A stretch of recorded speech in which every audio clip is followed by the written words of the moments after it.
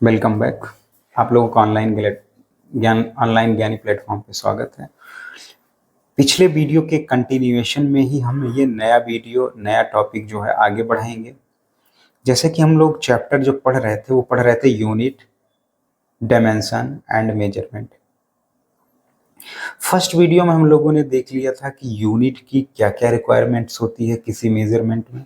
फिर उसके बाद हम लोगों ने देखा था सिस्टम ऑफ यूनिट्स, देख लिए थे किस तरीके से एमकेएस सिस्टम है, किस तरीके से हमारा सीजीएस सिस्टम है, किस तरीके से हमारा जो है एफपीएस सिस्टम था। और एमकेएस सिस्टम को ही अपडेट करके international system of unit SI unit बोल दिया गया था। देन हम लोगों ने स्टार्ट किया था जो हमारा दूसरा टॉपिक इस चैप्टर का था, dimension of a physical quantity. तो डायमेंशन ऑफ फिजिकल क्वांटिटी में हम लोगों ने सीख लिया था कि ये dimension of a physical quantity होती क्या है, उसको फाइंड आउट कैसे करते हैं, उसको निकालते कैसे हैं। अगर आपको फॉर्मूला पता है तो वहाँ से हम लोग क्या करते थे, उसका डायमेंशन निकाल लेते थे। तो डायमेंशन निकालना सीखा था हम लोगों ने। बहुत सारी फिजिकल क्वांटिटी का हम लोगों ने डायमेंशन निकाल के देखा भी था।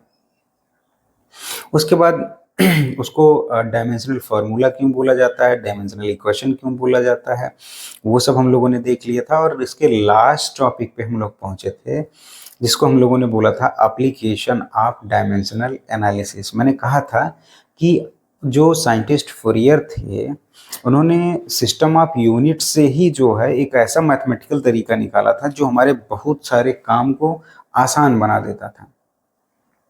मैंने आप लोगों से जैसा कि प्रॉमिस किया हुआ था कि मैं इसके जो जब एप्लीकेशन आएंगे तो आपको मैं बताऊंगा कि कितना ज़्यादा डायमेंशन का इम्पोर्टेंस है और कहाँ कहाँ डायमेंशन का हम लोग यूज करके अपना काम क्या कर सकते हैं, आसान बना सकते हैं। तो पहला हम लोगों ने जो एप्लीकेशन देखा था, to convert a physical quantity from one system of unit to another system of unit. अब इसी को हम लोग क्या करेंगे, डिटेल में पढ़ेंगे।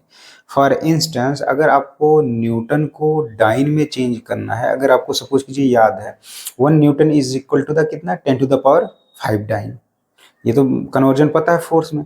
लेकिन अभी यही सपोज कीजिए कि आपके पास एनर्जी है,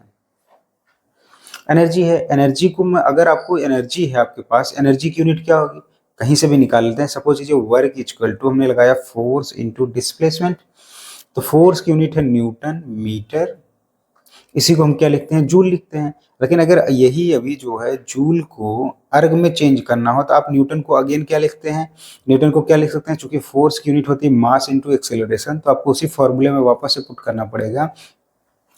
उसी फॉर्मूले में हमें वापस से पुट करना पड़ेगा। फॉर इंस्टेंस हमको क्या निकालना है, एनर्जी की यूनिट निकालनी है। तो हमने क्या किया, लिख दिया work is equal to force into displacement. पहले इसकी एसआई यूनिट देखते हैं। फोर्स को जो है क्या लिख सकते हैं, मास इनटू एक्सीलरेशन हम लोग लिख सकते हैं, मास इनटू एक्सीलरेशन लिख सकते हैं। साथ में डिस्प्लेसमेंट तो रहेगा ही रहेगा। अब जरा इनकी यूनिट को पुट करते हैं। इसके क्या करेंगे, हम लोग यूनिट को पुट करेंगे।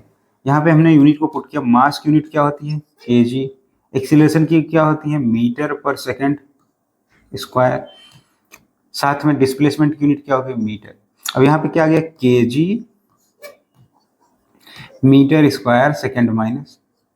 तो ये हमारा निकल के आ गया, ये ऐसा यूनिट निकल के आया वर्क का। और नॉर्मल वर्क का इसी को हम क्या बोलते हैं, जूल बोलते हैं। अब अगर कोई कहे इसकी एसआई यूनिट को आप किस में चेंज करें, सीजीएस यूनिट में चेंज करें, तो उसकी यूनिट क्या हो जाएगी, अर्ग। अर्ग में चेंज करना है। और जब उसी को आप अर्ग में चेंज करेंगे, उसी को अगर आप अर्ग में चेंज करेंगे तो किलोग्राम को किस में चेंज करना पड़ेगा, ग्राम में। मीटर को किस में चेंज करना पड़ेगा, सेंटीमीटर स्क्वायर में। और जो है सेकंड को किस में चेंज करना पड़ेगा, ये तो इसी में रहेगा, क्योंकि सीजीएस यूनिट में भी जो टाइम की यूनिट होती है वो सेकंड होती है। अब सोचिए सिंपल कन्वर्जन, अगर आपके पास 1 मीटर था तो इसको सिंपल कन्वर्जन अगर करें 100 सेंटीमीटर, ये तो कोई भी कर लेगा। 1 किलोमीटर है, इसको कोई भी 1000 मीटर कर लेगा। भाई इन सारे कन्वर्जन, ये सारे कन्वर्जन तो केवल इसमें इतने आसानी से इसलिए हो जा रहे हैं क्योंकि यहाँ पे सिंगल यूनिट आ रही है। लेकिन अगर आपके फिजिकल क्वांटिटी में कुछ इस तरीके की यूनिट्स आ जाएं, कुछ 3-3 यूनिट्स एक साथ इंक्लूड हो जाएं, 4-4 यूनिट, तो कन्वर्जन करना इतना आसान नहीं रह जाता है। तो आप उसका मेंटली कन्वर्जन नहीं कर सकते हैं, और ये जरूरत पड़ती है कन्वर्ट करने की हम लोगों को। तो यहाँ पे पहला एप्लीकेशन है जो डायमेंशनल एनालिसिस का, उसकी हम लोग क्या लेते हैं, मदद लेते हैं, हेल्प लेते हैं, और इसको बहुत आसान हम लोग बना लेते हैं। To convert a physical quantity from one system of unit to another system of unit, जैसे कि मैंने यहाँ वर्क का एग्जांपल लेके आपको बताया था। आइए देखते हैं, पहला एप्लीकेशन देखते हैं।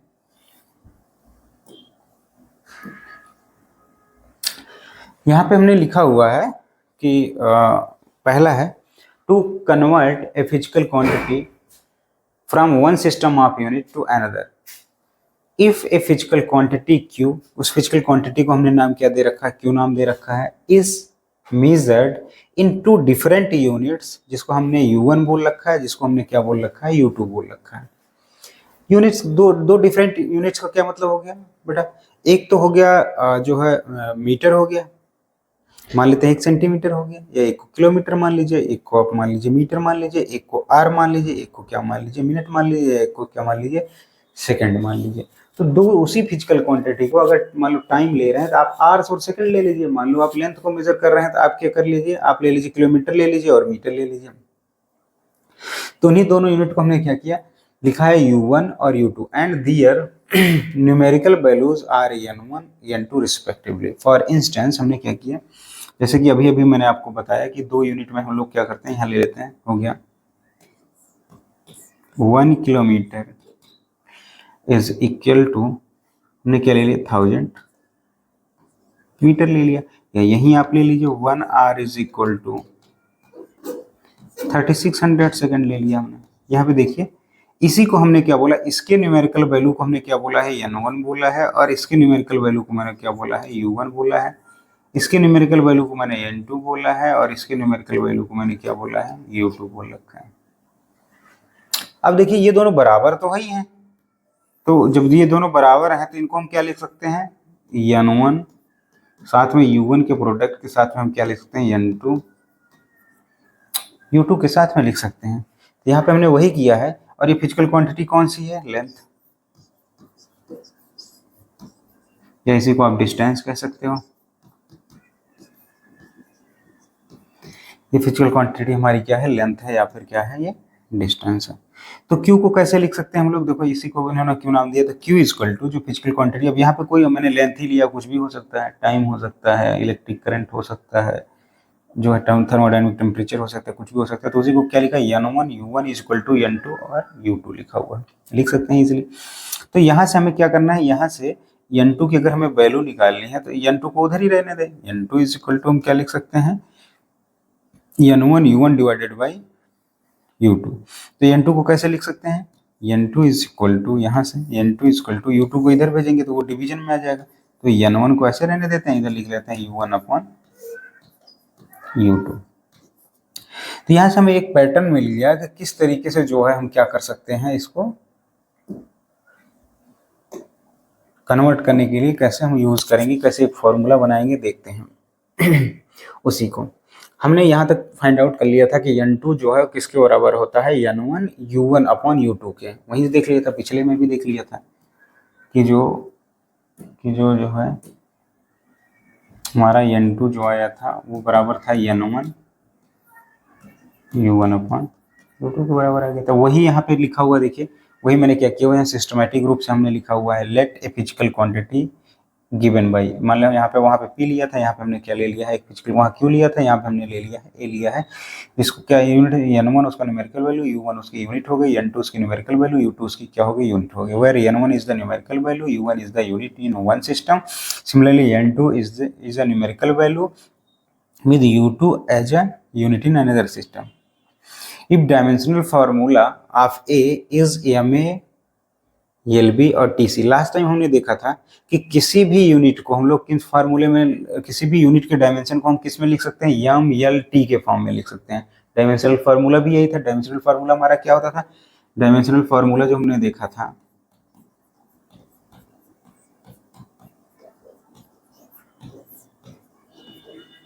जो लिखा जाता था, कैसे लिखते थे हम लोग, M A L B and TC।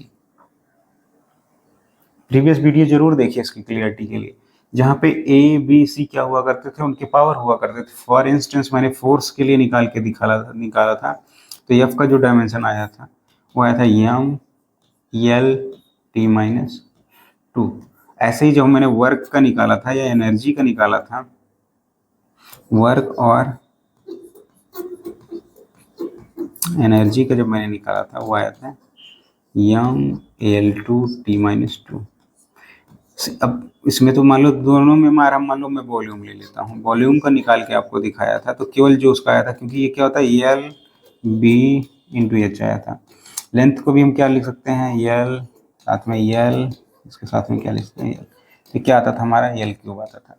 लेकिन इसको भी हम लोग किस डायमेंशनल फार्मूला के फॉर्म में जब लिखते थे, वापस से इसके लिए डायमेंशनल फार्मूला लिखते थे इस हिसाब से, जो वॉल्यूम के लिए लिखते थे डायमेंशनल फार्मूला, तो वॉल्यूम इज इक्वल टू हम लोग लिखते थे M zero L three T zero. तो किसके फॉर्म में लिखते थे हमेशा, यम एल और टी के फॉर्म में लिखते थे।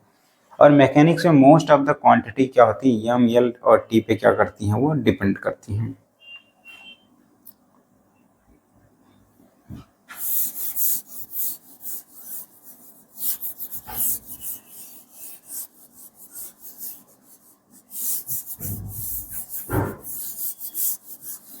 तो अब क्या लिखेंगे, जो वहां पे हमारा सिस्टम था N1 के साथ में क्या लिख देंगे, N1 के साथ में हमने लिख दिया, यहाँ पे देखिए N1 के साथ में जो हमारे पास N1 के साथ में हमारे पास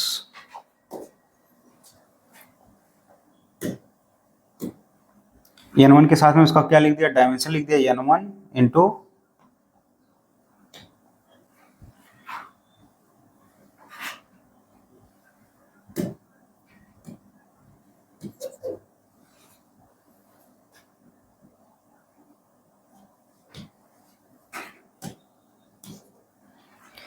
N1 के साथ हमने क्या लिखा था, उसका डायमेंशन लिख दिया था किस फॉर्म में, जो डायमेंशनल फार्मूला का फॉर्म होता है। चूंकि ये जो है पहले सिस्टम ऑफ यूनिट में है, तो हमने क्या किया, इसको M1 लिखा, इसको क्या लिखा L1 लिखा, इसलिए इसको क्या लिख दिया T1 लिख दिया, क्योंकि ये वन सिस्टम ऑफ यूनिट में है।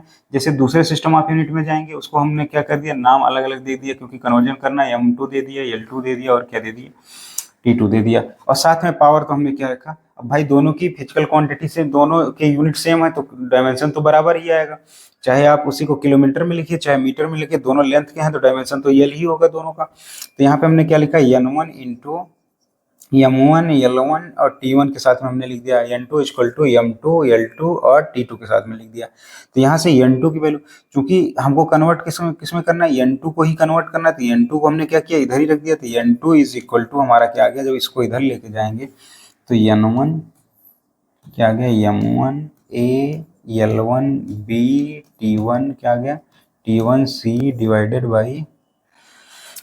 By M2 A L2 B T2 क्या आ गया, T2 हमारा T2 C आ गया, ये हमने लिख दिया।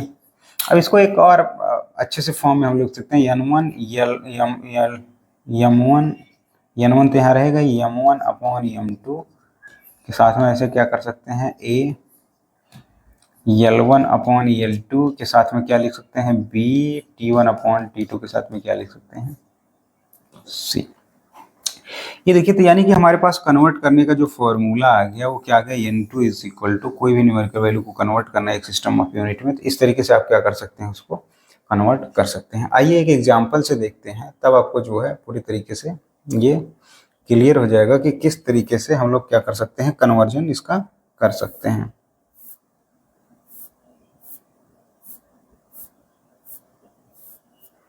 चलिए देखते हैं नेक्स्ट पेज पे। हमें मान लो, जैसे अभी भी मैंने एक एग्जांपल आपको दिया था, एग्जांपल नंबर 1 हम लोग लेते हैं, ठीक है। एग्जांपल नंबर हम 1 ले लेते हैं कि हमको कन्वर्ट करना है 1 न्यूटन की वैल्यू फाइंड आउट करना है, किसमें, डाइन में। आपको ये भी नहीं पता, किसी को आप N1 दे दीजिए, किसी को आप जो है N2 दे दीजिए। सिंपली हम क्या करेंगे बेटा, जो हमें नोन होगा उसी को N1 देंगे, उसी को U1 देंगे, और जो हमारे पास नोन होगा उसको N2 देंगे और साथ में उसको क्या देंगे, U2 देंगे। तो पहले बहुत बार आपको कंफ्यूजन हो सकता है किसको n1 माने, किसको n2 माने, किसको n2 माने, किसको n1 माने।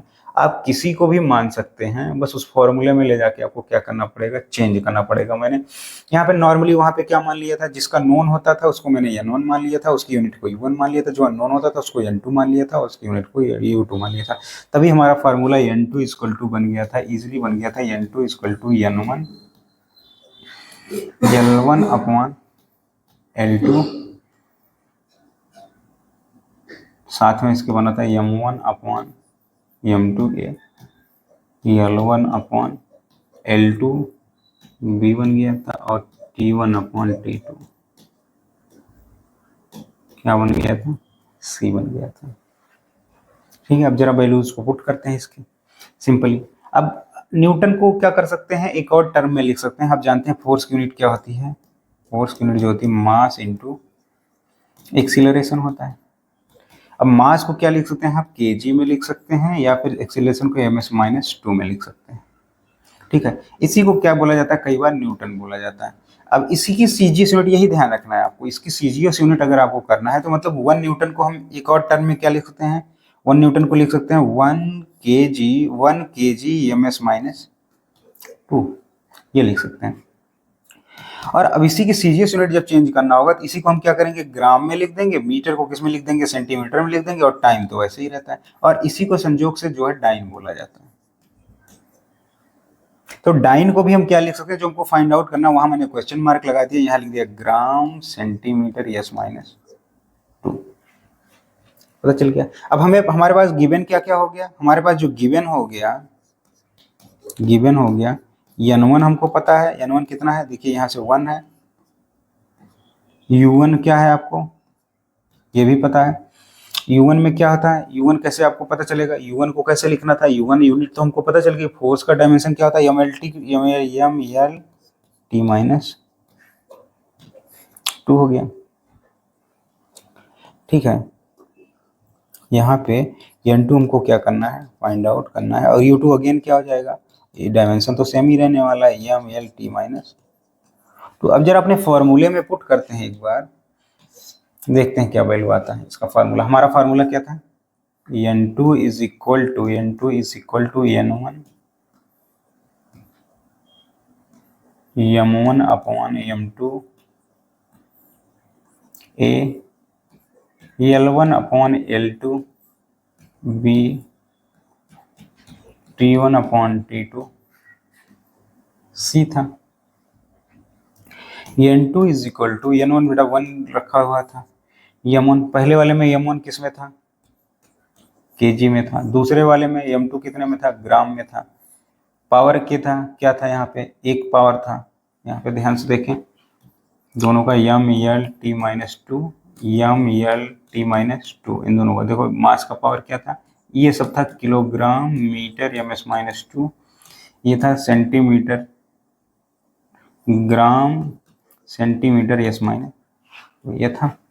तो यहाँ पे देखो बेटा वो केजी में था, यहाँ पे क्या हो गया, ग्राम में हो गया। दूसरा जो है इसके पावर ए कितना हो जाएगा, कंपेयर जैसे कर लेंगे दोनों को कंपेयर करेंगे, m की पावर ए, वो दोनों की पावर वैल्यू क्या आ जाएगी, इसको जैसे कंपेयर आप करेंगे, कैसे कंपेयर करेंगे, डायमेंशनल फार्मूला से, LBTC, यहाँ से ABC की वैल्यू निकल जाएगी आपके साथ।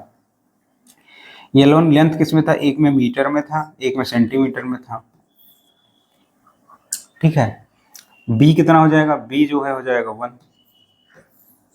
T1 अपॉन T2, T1 किस में था, टाइम जो है वो भी सेकंड में था, और ये भी किस में था हमारा, सेकंड और सेकंड में था, और इस t की पावर क्या था, -2, ये तो कैंसिल हो गया सेकंड से सेकंड, और किसी की पावर 1 की पावर -2, अगेन 1 आ जाएगा। अब हमें यहाँ पे 1, अब जो है यहाँ पे क्या रखेंगे, 1000 ग्राम अपॉन ग्राम, पावर 1 का मतलब कुछ नहीं होता, यहाँ पे 100 लिख देंगे, सेंटीमीटर, ये 1 मीटर इक्वल टू 100 सेंटीमीटर, ये 1 की पावर -2, कोई मतलब ही नहीं रह गया। सेंटीमीटर देखिए यहाँ से जो इसका कन्वर्जन आ गया, ये कैंसिल हो गया, ये कैंसिल हो गया, ये देखिए कितना हो जाएगा, 10⁵। तो जो न्यूमेरिकल वैल्यू हमारी n2 निकल के आ गई वो कितनी आ गई, 10⁵, यानी कि जो हम कह रहे थे ये 1 न्यूटन इक्वल टू, ये हमको पता भी था 10⁵ डाइन क्या होता है, बराबर होता है। ये हमने क्या कर लिया, कन्वर्ट करके देख लिया। ऐसे ही one of the most famous conversion जो हम लोगों को करना होता है वो होता है कि जो है कैसे जूल को हम लोग अर्ग में कन्वर्ट करें। जरा उसको भी लगे हाथ देख लेते हैं, यहीं पे उसको भी निपटा देते हैं। इस बार हमें क्या कन्वर्ट करना है, पिछली बार के तरीके से इस बार हमें कन्वर्ट करना है 1 जूल, वो किसमें कितने अर्ग के बराबर होता है। जो इसके न्यूमेरिकल वैल्यू है वो जो इसकी न्यूमेरिकल वैल्यू है वो सीजीएस, ये किसमें है, एमकेएस सिस्टम में है। इसमें क्या है, ये सीजीएस सिस्टम में है ये अपना, ठीक है। सीजीएस सिस्टम में होगा, इसको कन्वर्ट करके दिखाना है।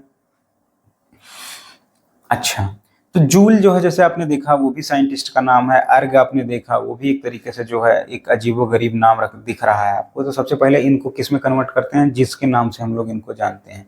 तो जूल का जो अदर नेम है, अभी थोड़ी देर पहले मैंने बताया था बेटा कि कैसे निकालेंगे इसको, work is equal to force into displacement. Force को अगेन क्या लिख सकते हैं, मास इंटू एक्सीलरेशन इंटू क्या लिख सकते हैं, डिस्प्लेसमेंट लिख सकते हैं। अब यहाँ पे जब इसकी यूनिट लिखेंगे हम लोग तो मास की यूनिट केजी होता है, एमएस -2 होता है, साथ में यहाँ डिस्प्लेसमेंट का मीटर होता है। तो क्या आ जाएगा, केजी मीटर स्क्वायर सेकेंड -2। ये इसकी सही में 1 जूल को हम क्या लिख सकते हैं, सच में अगर 1 जूल को हमको लिखना हो तो 1 जूल की जगह हम क्या लिख सकते हैं, 1 केजी मीटर स्क्वायर सेकेंड -2। ठीक, ऐसे ही बेटा अब इसको अर्ग में क्या है, ये सीजीएस यूनिट है, सीजीएस यूनिट को कैसे कन्वर्ट करेंगे। सीजीएस यूनिट में अभी थोड़ी देर पहले पिछले में भी कन्वर्ट करके दिखाया था। किलोग्राम को किस में लिख दिया जाता है, ग्राम में लिख दिया जाता है।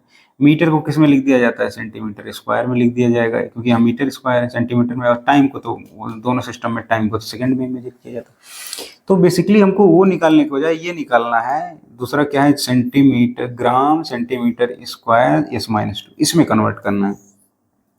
सबसे पहले हमको ml T-2 के फॉर्म में लेके आना है इसको, जो डायमेंशनल फॉर्मूला है उस फॉर्म में हमें लेके आए।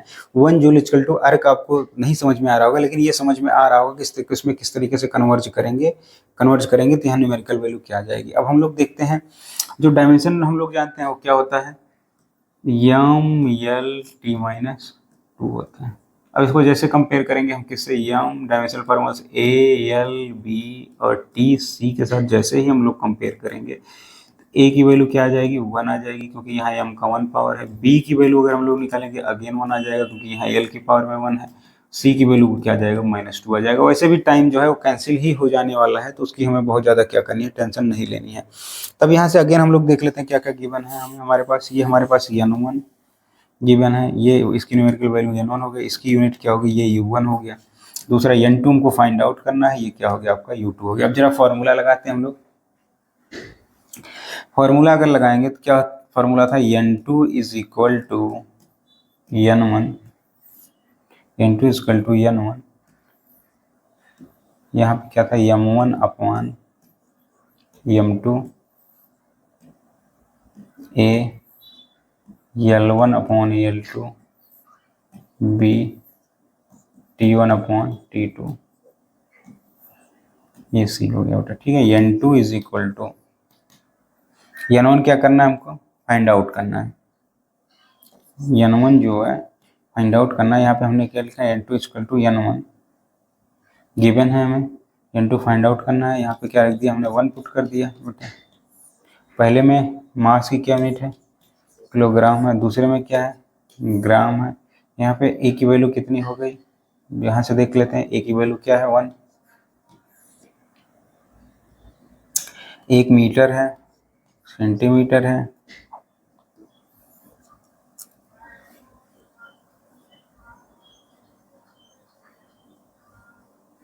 इसकी एल की वैल्यू कितनी है, 2 हो गया, और टाइम की क्या है, सेकेंड अपॉन सेकेंड, यहाँ सेकेंड की पावर -2 हो गई। ये कन्वर्ट कर दिया हमने। अब इसको क्या करना है, आगे हम लोग देखते हैं, यहाँ तक तो पहुंच ही गए हैं। तो जो हमारा आ गया,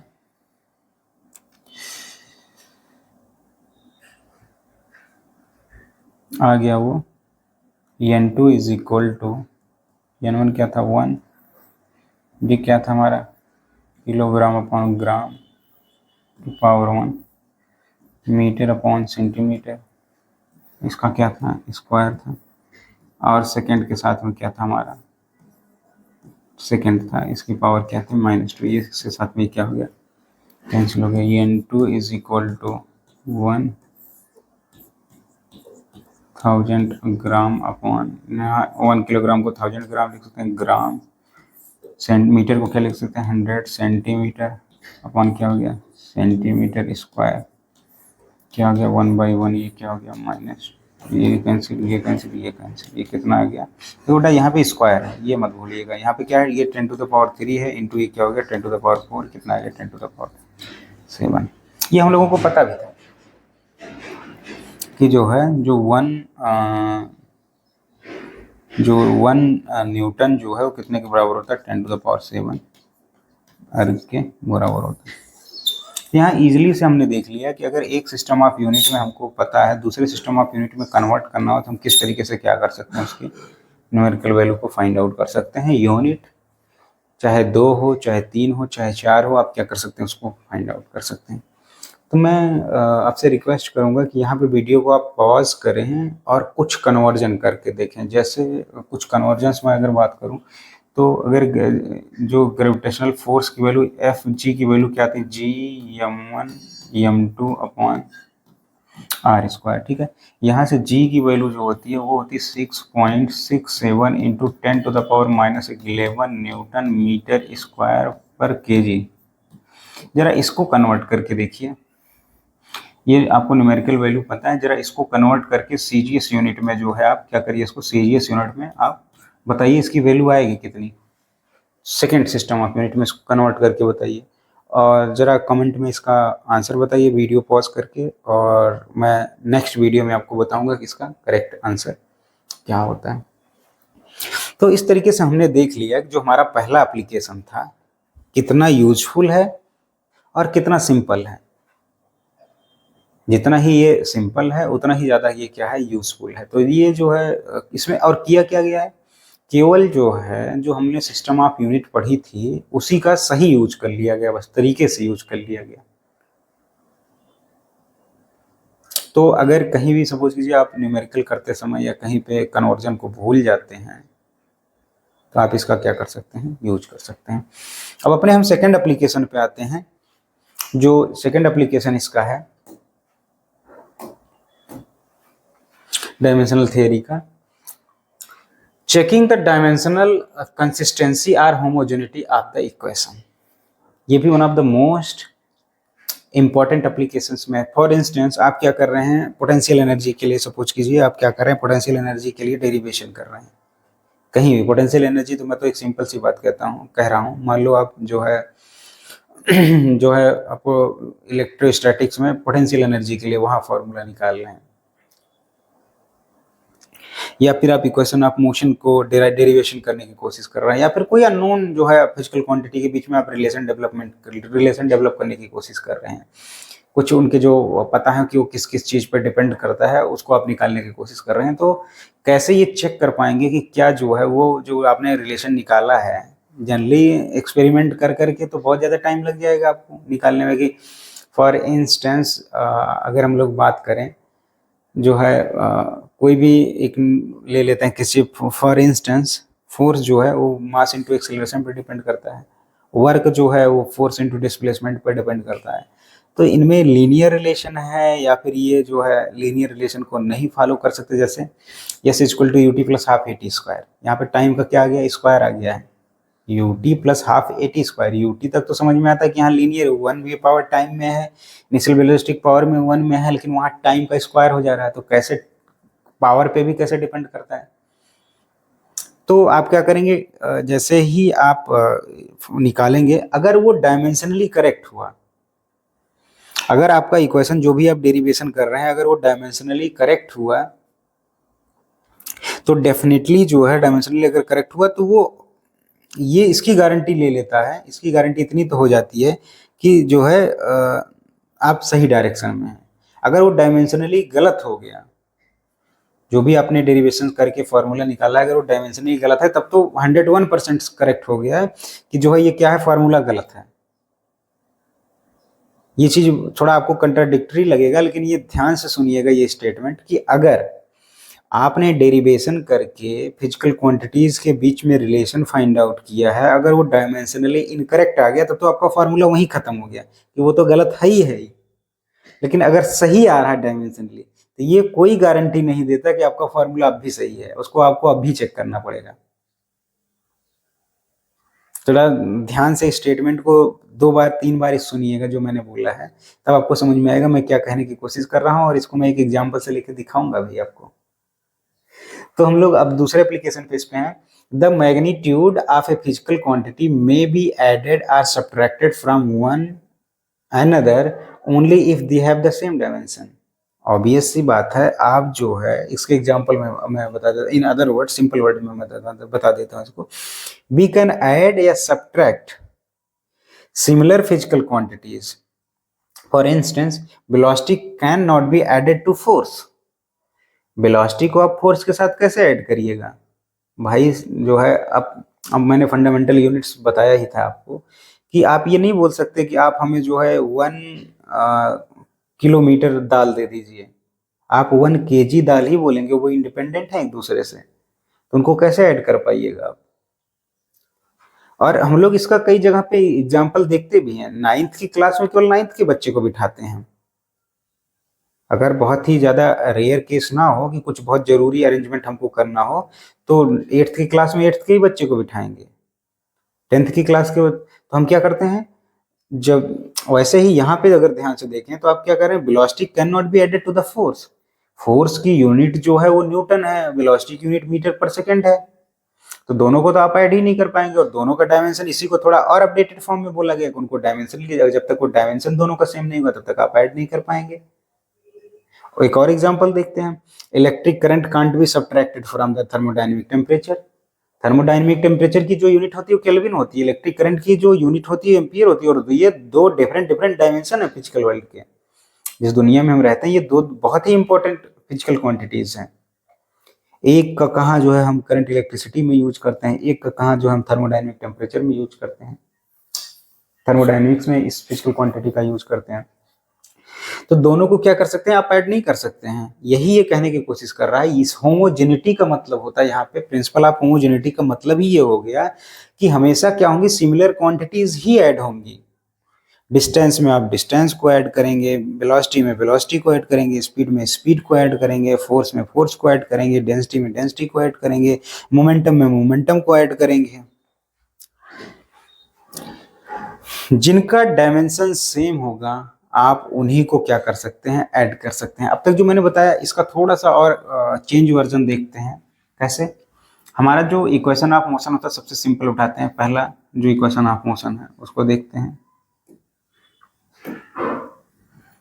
v is equal to you plus A t, ठीक है। S is equal to U T plus half A T square मैंने ले लिया। लास्ट हमने ले लिया v square equal to u square plus 2a। Yes आ गया, ठीक है। तो यहाँ पे अगर ध्यान से देखें v equal to you plus A T, S equal to U T plus half A T square, यहाँ पे अल्टीमेटली क्या हमारा जो फाइनल रिजल्ट आया क्या आया, वेलोसिटी आया है। यानी कि लेफ्ट हैंड साइड की अगर मैं डायमेंशन लिखूँ तो एल टी माइनस 1 होता है। अब यम यहाँ पे यम कम वैल्यू 0 होता है इसलिए यम नहीं लिख रहा हूँ इजीली। ये हमारा यू क्या है, इनिशियल वेलोसिटी है, इसका भी डायमेंशन क्या है, एल टी माइनस 1 है। अब जरा इसका डायमेंशन निकालें। जैसे मैं बार बार कह रहा था कि दो डिसिमिलर क्वांटिटी को आप ऐड या सब्ट्रैक्ट नहीं करेंगे। यहाँ देखिए दो डिसिमिलर क्वांटिटी आई, उनका मल्टीप्लाई हुआ है, लेकिन अल्टीमेटली जो है उसका डायमेंशन क्या आएगा, इसी वेलोसिटी का ही डायमेंशन आना चाहिए। कैसे? यहाँ निकाल देखते हैं। एक्सेलरेशन का डायमेंशन क्या होता है, एल टी माइनस 2 होता है। और टाइम का डायमेंशन क्या होता है, टी ही होता है। दोनों को मल्टीप्लाई करिए, क्या आ गया, एल टी माइनस 1 आ गया। वेलोसिटी में क्या किया गया, प्लस, इसका डायमेंशन क्या है, एल टी माइनस 1। ये भी वेलोसिटी अल्टीमेटली वेलोसिटी की डायमेंशन आया, ये भी। वैसे किसी में भी देख लें, ये क्या है, डिस्टेंस है, तो इसका डायमेंशन दोनों को निकालिए, वो भी डिस्टेंस आएगा, इसका भी निकालिए तो भी जो है क्या आएगा, डिस्टेंस का ही है। कैसे? यू टी, यू क्या है, इनिशियल वेलोसिटी है, इसका हम डायमेंशन लिखेंगे तो क्या हो जाएगा, एल टी माइनस 1। और टाइम का क्या होता है, टी। इन दोनों को मल्टीप्लाई करेंगे तो केवल ये लाएगा, यहाँ माइनस माइनस कैंसिल हो जाएगा। अगेन इसका देख के देखते हैं एक्सेलरेशन का क्या होता है, एल टी माइनस 2। और टाइम का क्या होता है, क्या आ गया, अगेन डिस्टेंस की ही आ गई। तो यहाँ जो मैं बार बार कह रहा था अभी आपको कि क्या कर सकते हैं, सिमिलर डायमेंशन वाले ही फिजिकल क्वांटिटीज को आप क्या कर सकते हैं, ऐड कर सकते हैं।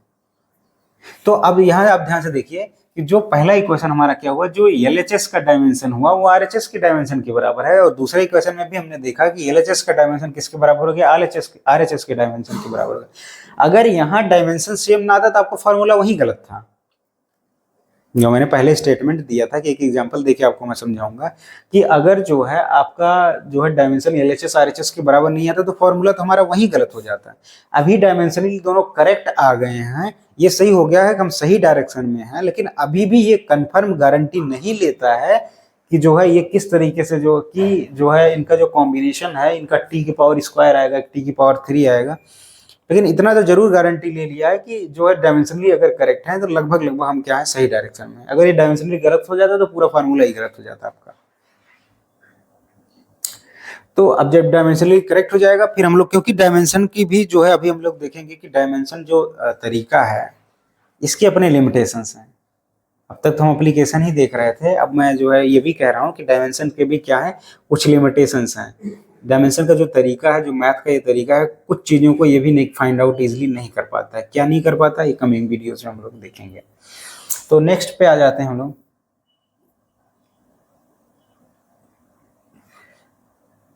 इसी को जो है कि जो सेम डायमेंशन वाले फिजिकल क्वांटिटी को ही हम ऐड कर सकते हैं। This simple principle is called as the principle of homogeneity of dimension in equation.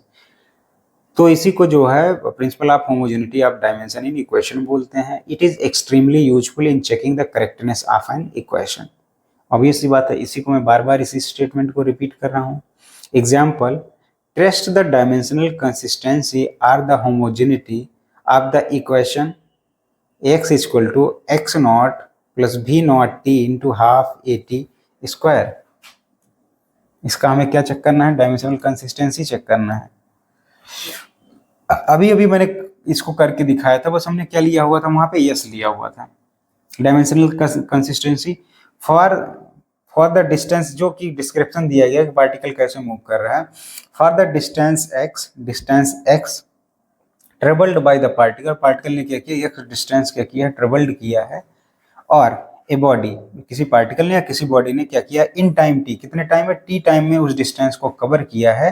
Which start from the position x0, जो क्या कर रहा है, x0 पोजीशन से स्टार्ट कर रहा है। x0 पोजीशन से स्टार्ट करने के बाद मान लीजिए आपने अपना कोऑर्डिनेट सिस्टम वन डायमेंशन में मान लीजिए मोशन कर रहा है, तो ये आपका ओरिजिन हो गया, इसको आपने 0 माना है। लेकिन उसने स्टार्ट कहाँ से किया है, मान लीजिए यहाँ 5 किलोमीटर है, वो यहाँ 0 से ना करके, ऑरिजिन से ना करके उसने स्टार्ट ही कहाँ से किया, 5 किलोमीटर, यानी कि x0 की वैल्यू क्या हो गई थी आपका, 5 किलोमीटर। अब जो भी मोशन हो रहा होगा इसके आगे हो रहा होगा। x0 with an initial velocity v0, initial velocity जो इसकी थी उसको हमने क्या बोल दिया है, v0 बोला है, इनिशियल वेलोसिटी को v0 बोला है। At time t equal to 0, यहाँ से स्टार्ट कर रहा है तो वही टाइम इसको क्या दिया दीजिए, t equal to 0। And has uniform acceleration, और इसका जो क्या रहा है, एक्सीलरेशन वो सेम रहा है, acceleration along the direction of the motion, along उसके पूरे के पूरे मोशन के जो है क्या रहा है। तो ऑब्वियस सी बात है, हम लोग ये डेरिवेशन भी करते हैं, 9th में करते हैं, 10th में करते हैं कि यूनिफॉर्म जो एक्सीलरेशन होगा तो भी जो है न्यूटन्स के जो है लॉ, जो इक्वेशन ऑफ मोशन है वो क्या रहेंगे, वैलिड रहेंगे हमारे। तो जरा ये जो है इसको इसकी कंसिस्टेंसी चेक करके दिखाते हैं।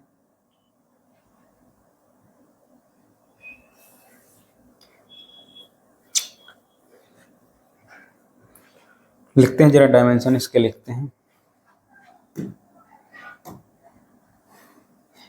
LHS में क्या है, ये x क्या था, डिस्टेंस ट्रेवल था, तो इसका डायमेंशन क्या हो जाएगा, डिस्टेंस का डायमेंशन क्या होता है, L होता है, L लिख दिया, तो ये क्या आ गया हमारा, LHS का डायमेंशन आ गया। अब जरा राइट हैंड साइड का डायमेंशन, ये RHS का डायमेंशन निकाल के हम लोग देखते हैं। x0 क्या था, वो जिस डिस्टेंस से 5 किलोमीटर हमने बताया था वहां से स्टार्ट किया था, अगेन उसका क्या डायमेंशन हो जाएगा, ये प्लस v0 क्या था, इनिशियल वेलोसिटी था, इनिशियल वेलोसिटी का डायमेंशन क्या होता है, LT माइनस 1, और साथ में इसके किसका प्रोडक्ट है, टाइम का, हमने क्या लिख दिया, टाइम लिख दिया, प्लस हाफ GT², हाफ ए का जो होता है बेटा LT माइनस 2 होता है, और यहाँ पे t² का अगेन क्या हो गया, t² हो गया। तो क्या हो गया, प्लस जब इसको मल्टीप्लाई करेंगे यल, यहाँ एक चीज आप ध्यान रखिएगा, किसी भी कांस्टेंट का जो डायमेंशन होता है वो जीरो होता है। मैंने बताया था ना डायमेंशनल एनालिसिस के कुछ लिमिटेशंस हैं। डायमेंशन जो होता है कांस्टेंट्स का क्या होता है, जीरो। ये क्या आ गया, सबको जोड़े तो यल इक्वल टू क्या आ गया, यल।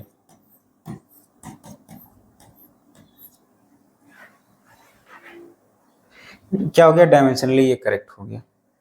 नेक्स्ट देखते हैं, ये हमको दिखाना था। अब जरा एक और यहाँ पे हमने एग्जांपल ले रखा है, जरा इसको आप क्या करिए, वीडियो को पॉज करिए और LHS और RHS के डायमेंशन निकाल के देखिए कि क्या इन दोनों के डायमेंशन सही हैं। तो यहाँ पे ध्यान से देखिए, लिखा हुआ है let us consider an equation. हम लोग क्या करेंगे, एक इक्वेशन देखेंगे, half mv square is equal to mgh, where m is the mass of the body, v is its velocity, and g is the acceleration due to the gravity, and h is the height. Check whether this equation dimensionally correct or not. इसको क्या करना है, आपको check करना है कि क्या ये डायमेंशनली करेक्ट है या इनकरेक्ट है। तो अगेन मैंने जैसे कि आपने देख लिया होगा वीडियो को पॉज करके, और कमेंट में इसका आंसर दे दिया होगा आपने। तो आइए चेक करते हैं इसको अभी, जरा मैच करिएगा आपका सही है कि नहीं सही है। लेफ्ट हैंड साइड का देखते हैं, ये LHS पे हमने ले लिया, क्या है, हाफ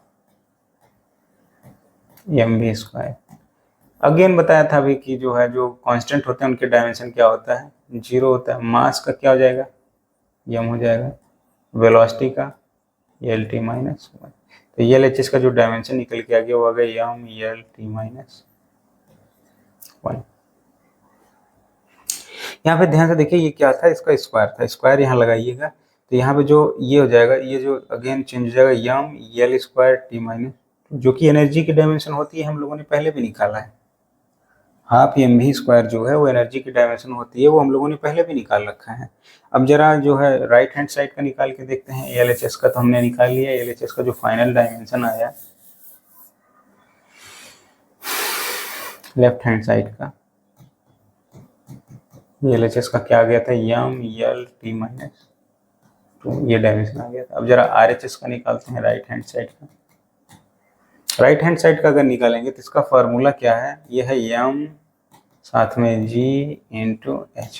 m का क्या हो जाएगा, m का तो मास का मास ही होता है, g क्या है, एक्सीलरेशन है, lt माइनस 2 निकलवा चुका है, इसका क्या हो जाएगा, क्या है, m l2t माइनस 2। ये RHS का। अब डायमेंशनली क्या होगा, ये करेक्ट हो गया, क्योंकि ये right hand left hand side का डायमेंशन इसके बराबर हो गया राइट हैंड साइड के डायमेंशन के। ये भी इक्वेशन क्या है हमारा सही। वो ऑब्वियस सी बात है, इधर आप लेफ्ट हैंड साइड पे काइनेटिक एनर्जी देख रहे हैं, राइट हैंड साइड पे पोटेंशियल एनर्जी देख रहे हैं। ये तब का केस है जैसे फॉर इंस्टेंस कोई मास है, फॉर इंस्टेंस कोई हमारे पास मास है, ये ग्राउंड है, ठीक है, इसको क्या किया गया, ये हाइट तक लेके जाया गया। यहाँ पे आपने क्या किया, इसको ये हाइट पे लेके गए, ये हाइट पे, तो यहाँ इसकी पोटेंशियल एनर्जी क्या रहेगी, मैक्सिमम रहेगी। वो कितने के बराबर रहेगी, mgh के बराबर रहेगी। जब इसी को यहाँ पे छोड़ दिया जाएगा और ये मिड पे पॉइंट पे पहुंचा, जहाँ डिस्टेंस h/2 हो जाएगा, यहाँ h/2 हो जाएगा, तो ये क्या आ जाएगा, mgh/2। और यहाँ पे इसको क्या हो जाएगा, mgh, ये जितना भी इसमें एनर्जी में लॉस हुआ होगा, फॉर इंस्टेंस यहाँ 100 जूल रहा होगा, बीच में आकर तो करीब 50 जूल लॉस हो गया होगा, तो एनर्जी कंजर्वेशन लॉस है। दूसरा कितने में चेंज हो जाएगा, 25 जूल की काइनेटिक एनर्जी इसमें आ जाएगी, जिसको कैसे लिखेंगे, हाफ mv स्क्वायर के फॉर्म से लिखेंगे। ये यही रहा होगा, ये केस था। नेक्स्ट देखते हैं हम लोग, इसी से रिलेटेड तीसरा एग्जाम्पल है, और ये one of the best examples में से है। जरा आप लोग अगेन जो है वीडियो को पॉज करिए थोड़ी देर के लिए और इसको सॉल्व करने की कोशिश कीजिए। जब मैं क्वेश्चंस पढ़ता हूँ तब तक आप लोग क्या करिए, इसको सॉल्व करके कमेंट में इसका आंसर बताइए। एग्जाम्पल 3 देखते हैं। The SI unit of energies, energy की SI यूनिट क्या होती है, kg मीटर पर सेकेंड। जूल वैसे भी हमने बताया था कि निकाल के हम लोगों ने देख लिया था, क्या था, m l2t माइनस 2। यहाँ से आज इजीली देख सकते हैं। तो यहाँ पे क्या आना चाहिए था, ये यहाँ पे ये मीटर का स्क्वायर आना चाहिए था, यहाँ सेकंड के साथ में क्या आना चाहिए था, -1 आना चाहिए। यानी कि आप क्या कर सकते हैं, अगर आपको डायमेंशन पता है तो आप देख के यूनिट बता सकते हैं। इसकी यूनिट क्या हो जाएगी, मास की kg होता है, लेंथ की क्या होता है, SI यूनिट मीटर स्क्वायर होता है, टाइम की क्या होता है, s-2। यहाँ से ये बता सकते हैं। दैट ऑफ स्पीड, v की क्या होती है, ms-1 होती है, ठीक है। And acceleration is ms-2, acceleration का क्या होता है, ms-2। इसका क्या होता है ms minus one. Which of the following formula for the kinetic energy K given below can be rule out? उसको क्या किया जा सकता है, रूल आउट किया जा सकता है, उसको आउट किया जा सकता है, उसको हटाया जा सकता है, उसको गलत प्रूफ किया जा सकता है basis of the dimensional arguments. जहां m stands for the mass of the body, जहां m जो सिंबल यूज किया जा रहा है मास ऑफ द बॉडी के लिए किया जा रहा है, ठीक है। तो यहाँ पे काइनेटिक एनर्जी अगर हम लोग देखें क्या हो गया हमारा, काइनेटिक लेफ्ट हैंड साइड पे देखते हैं किसके लिए सही होगा। काइनेटिक एनर्जी का डायमेंशन हम लोगों को पता है क्या होता है, M L T minus two. अब चाहे ये यूनिट ही आ जाए, दोनों यूनिट ही अगर बराबर आ जाए, इधर अभी आप क्या करिए, मास की यूनिट रखिए। अगर आप क्या करेंगे यहाँ पे मास की अगर आप यूनिट रखेंगे तो मास की यूनिट रखेंगे तो क्या आएगा केजी, और वेलोसिटी की जो यूनिट रखेंगे क्या करेंगे मीटर माइनस। ये तो गलत हो गया, लेकिन क्वेश्चन में चूंकि डायमेंशनल ग्राउंड पे बोला है तो डायमेंशनल ग्राउंड पे निकाल लेते हैं। तो लेफ्ट हैंड साइड का क्या हो जाएगा, ये हो जाएगा, वो यहीं से दे ही रखा है। इस तरीके से हम लोग क्या निकाल सकते हैं, इसको ऐसे लिख सकते हैं, मास लिख सकते हैं, इस वाले को जो है लेंथ लिख सकते हैं L2, इसको क्या लिख सकते हैं टी माइनस टू। तो लेफ्ट हैंड साइड का तो हमको पता है काइनेटिक एनर्जी का। अब इधर देखिए मास का क्या होता है और वेलोसिटी का क्या होता है एल टी माइनस वन। तो इधर क्या गया एम एल टी माइनस। तो क्या है डायमेंशनल ग्राउंड पे क्या हो गया, ये तो गलत ही हो गया, ले लेते सारे चीज के बराबर। नहीं तो पहला क्या हो गया हमारा k equal to half M B. Again देखिए यही है half M B, half constant की तो कोई जो है डायमेंशन होती नहीं है, डायमेंशन लेस होता है। जब ये हाफ डायमेंशन लेस हो गया अगेन इसको निकालेंगे तो यही आ जाएगा, जब ये आ जाएगा तो ये एच का ये है, ये भी क्या हो गया गलत हो गया। k equal to M A mass into acceleration. इसमें अगर रखेंगे आप मास एक्सेलरेशन रखेंगे, एक्सेलरेशन का क्या होता है मास का क्या होता है वो तो एम ही होता है, एक्सेलरेशन का क्या होता है एल टी माइनस टू। ये क्वेश्चन में दे ही रखा था क्या जाएगा M L T minus two. ये डायमेंशन हमें पता है ये फोर्स का है, एनर्जी का तो है ही नहीं। ये भी क्या हो गया गलत हो गया। 3/16 ये भी गलत हो गया हमारा। भाई डायमेंशन लेस कांस्टेंट क्या हो गया, डायमेंशन लेस हो गया। इधर मास और वेलोसिटी दिया अंत में तो यही पहुंच गया ना हमारा। ये तीन तो हमारे फॉर्मूले गलत हो गए। जरा लास्ट वाले को चेक करते हैं।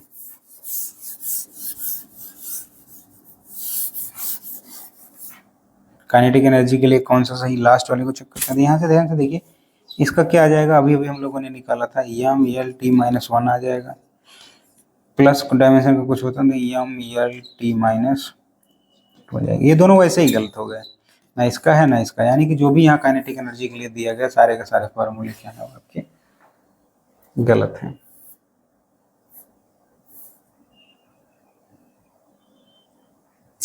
Note if an equation fails, वही जो मैं बार बार आपको कह रहा था कि जो डायमेंशन, यहाँ से क्या कंक्लूजन निकाल सकते हैं कि if an equation fails this consistency test, अगर कोई भी हम डायमेंशनल कंसिस्टेंसी चेक करते हैं किसी भी इक्वेशन का, अगर वो फेल हो जाता है तब तो वही गलत हो गया। मैंने बताया था ये चीज़, अगर डायमेंशनल कंसिस्टेंसी चेक करते हैं अगर वो वही गलत हो जाता है तो वो इक्वेशन तो आपको वैसे ही गलत हो गया। उसी को यहाँ लैंग्वेज में लिखा गया है, थोड़ी लैंग्वेज टफ है। If an equation fails this consistency test it is proved wrong, ये तो वहीं पे रॉन्ग प्रूव हो जाता है। बट इफ पासेस, अगर क्या हो जाता है ये पास हो जाता है, इस डायमेंशन LHS RHS के डायमेंशन के बराबर हो जाता है, it is not proved right. यहाँ पे क्या है ये राइट नहीं प्रूफ हुआ है।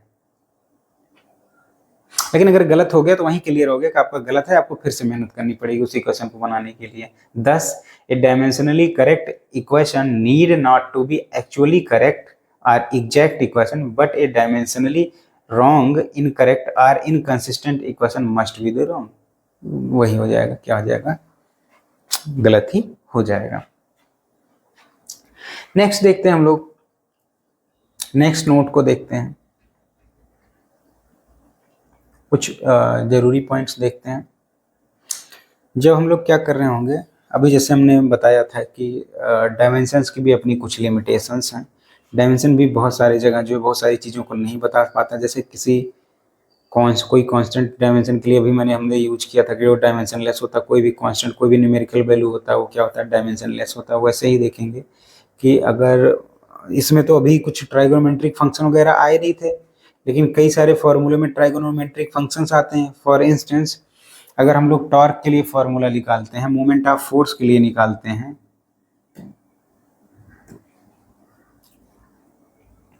टॉर्क के लिए अगर फॉर्मूला निकालते हैं या फिर मोमेंट ऑफ फोर्स, इसके लिए अगर निकालते हैं तो क्या होता है, आर क्रॉस एफ के बराबर होता है। क्या होता है, आर एफ साइन थीटा साथ में कैप एन। अब यहाँ आ गया साइन थीटा आ गया। अब अगर यहाँ मोमेंट ऑफ फोर्स का आपको यूनिट निकालना पड़ेगा तो इसकी यूनिट कैसे बताइएगा, इसका डायमेंशन कैसे निकाल के बताइएगा। यही था, नहीं सिंपल सा लेते हैं, work equal to F S cos theta. देखिए यहाँ क्या आ गया, ट्रिग्नोमेट्रिक फंक्शन आ गया। और इसका डायमेंशन निकालते समय आपको पता होना चाहिए कि जो कॉस थीटा है इसका डायमेंशन क्या है, साइन थीटा क्या है, इसका डायमेंशन क्या है। तो वही लिखा हुआ है कि वही यहाँ पे लिखा हुआ है कि the argument of special function such as trigonometric function, logarithmic function and the exponential function must be dimensionless। तो जरा आर्गुमेंट का मतलब हम लोग समझ लेते हैं क्या होता है उन फंक्शन का, और इसको फिर क्या करते हैं डिटेल में समझते हैं। आर्गुमेंट बेटा उसको बोलते हैं, मान लो कोई आपके पास फंक्शन बना, मान लेते हैं एफ एक्स इक्वल टू, आपके पास एक फंक्शन क्या है एक्स स्क्वायर है, और एफ एक्स को हम क्या बोलते हैं वाई बोलते हैं। तो जब इसका ग्राफ प्लॉट होता है तो कुछ इस तरीके से होता है, यहाँ पे एफ एक्स रहता है, या इसी को क्या वाई एक्सिस भी आप बोल देते हो, इसलिए इसी को क्या बोल देते हैं एक्स एक्सिस बोल देते हैं। अब जरा कुछ वैल्यूज रखते हैं एक्स की सबसे पहले हमने क्या रखी, वैल्यूज कुछ रखी। यहाँ पे एक्स की वैल्यू हमने क्या रखी, 1 रखी तो क्या आया 1, 2 रखा तो क्या आया 4, 3 रखा तो क्या आया 9, 4 रखा तो कितना आ गया 16 आ गया। जब इसका ग्राफ बनाएंगे तो कुछ इस तरीके से इसका ग्राफ आएगा, इस तरीके से इसका ग्राफ आएगा, ठीक है। तो इसी जो एक्स की वैल्यू हम लोग इसमें पुट कर रहे हैं इसी को क्या बोलते हैं हम आर्गुमेंट बोलते हैं। अगर यहाँ पे कहीं भी कोई फंक्शन है साइन थीटा, तो क्या करेंगे थीटा की वैल्यू ही तो आप चेंज करेंगे, तो जो थीटा की वैल्यू आप 0 डिग्री रखेंगे, 30 डिग्री रखेंगे, 45 डिग्री रखेंगे, या फिर 60 डिग्री रखेंगे, या फिर 90 डिग्री रखेंगे, इसी को क्या बोलेंगे आर्गुमेंट रखेंगे। और इसकी क्या करेगी फंक्शन की अलग अलग पे वैल्यू आएगी, इन सबको ट्रिग्नोमेट्रिक फंक्शन बोलते हैं। और यहीं पे अगर आपने क्या लिया हुआ है एक्सपोनेंशियल कोई फंक्शन लिया है e की पावर x, मान लीजिए कोई हमने मैथ का फॉर्मूला बनाया किसी भी फिजिकल क्वांटिटी के लिए, उस फॉर्मूले में क्या आ रहा है एक्सपोनेंशियल फंक्शन आ रहा है। स्पेशली जब हम वेव का चैप्टर पढ़ेंगे तो ये तो आना ही आना है, वेव का चैप्टर पढ़ेंगे तो साइन थीटा आना ही आना है। तो इसी को क्या बोलेंगे, जो x की वैल्यू हम लोग रखते हैं इसी को क्या बोलेंगे आर्गुमेंट बोला जाता है। और वही log x के लिए आ जाते हैं, log x जैसे यहाँ पे x की वैल्यू आप बदलते जाएंगे, जैसे log x की जगह आपने 2 रख दिया तो log 2 की वैल्यू आप सभी को पता है 0.3010 होती है। अगर x की वैल्यू यहाँ आर्गुमेंट की वैल्यू भी आपने कितनी पुट कर दी, x की वैल्यू आपने 2 पुट कर दी। यहाँ पे अगर हम लोगों को पता है कि x की वैल्यू अगर हम लोग क्या करेंगे 1 ले लेते हैं तो e की पावर n आपको पता है 2 और 3 के e की वैल्यू होती है जो होती है वो 2 से बड़ी और 3 के बीच में होती है, तो ये ई भी की वैल्यू आ जाएगी। वैसे साइन थीटा 0 पे इसकी कुछ और वैल्यू, यानी कि जैसे जैसे आर्गुमेंट रखेंगे उन सबकी क्या आ जाएगी वैल्यू जो है वो बदलती चली जाएगी, उसी को आर्गुमेंट बोलते हैं। अब यहाँ पे लिखा हुआ the argument of special function such as trigonometric function, logarithmic function and exponential function must भी क्या होना चाहिए डायमेंशनलेस होना चाहिए, ठीक है। अभी जरा इनकी बात को समझ लेते हैं, ये क्या कहने की कोशिश कर रहे हैं, कैसे वो डायमेंशन लेस होने चाहिए।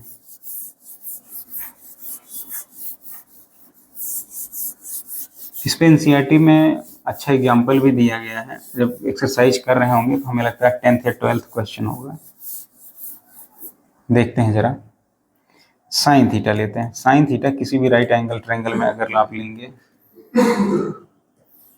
तो क्या होता है, थीटा अगर इसको मान लिया तो ये परपेंडिकुलर होगा, थीटा के सामने वाला ये बेस होगा, और ये क्या होगा आपका हाइपोटेनियस आ गया।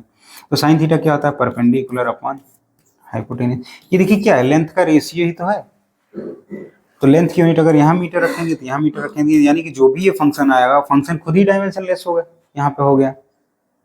अब अगर थीटा की सिंपल सी बात कर लेते हैं, थीटा इक्वल टू क्या जानते हो, थीटा अगर हम रेडियन में मेजर कर रहे हैं तो हम लोग जानते हैं अगर इसने कुछ आर्क कवर किया है तो theta equal to angle equal to एक बहुत पुराना फॉर्मूला है, क्या होता है आर्क अपॉन रेडियस।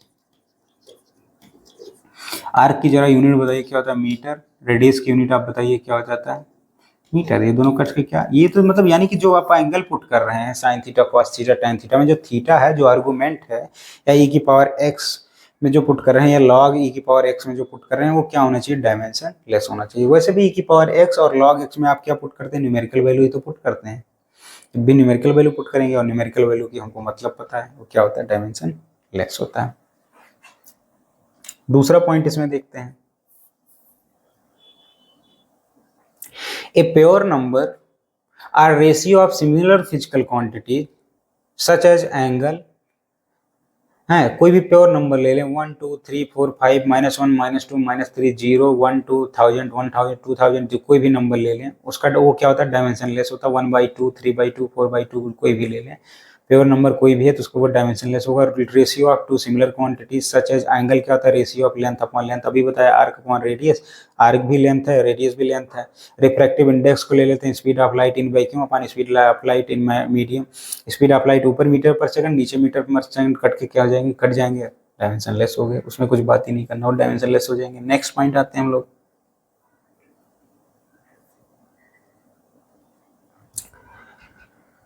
तो हम लोग क्या करेंगे, आज के लिए इतना ही रखते हैं। आप लोगों से जो है नए वीडियो में मुलाकात करेंगे। आज हमने क्या किया, डायमेंशन के क्या किए थे, मूल जो एप्लीकेशंस हैं उनको हमने क्या कर दिया था, कंप्लीट कर लिया है। तो अब आप लोगों से आज के लिए इतना ही रखते हैं, नेक्स्ट वीडियो में मुलाकात करेंगे। आज के लिए धन्यवाद।